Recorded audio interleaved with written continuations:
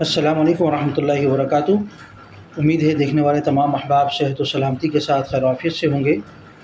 ایک سلسلہ سیرت النبی صلی اللہ علیہ وسلم کے عنوان سے شروع کیا تھا اور اس کا ایک حصہ تقریباً مکمل ہو چکا تھا، اور پھر رمضان المبارک کی کچھ مصروفیات کی وجہ سے اس کو کنٹینیو نہ رکھ سکا، تو اب انشاءاللہ العزیز اس کو دوبارہ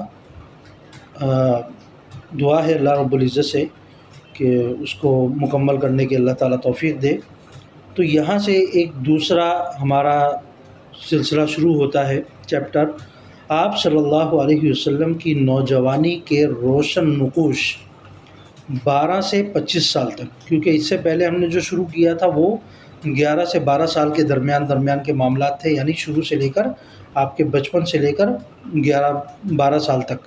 اب 12 سال سے لے کر انشاءاللہ 25 سال تک کے جو معمولات آپ علیہ الصلوۃ والسلام کے ساتھ ہوئے تو ان کا ذکر کیا جائے گا۔ سب سے پہلے شام کا پہلا تجارتی سفر۔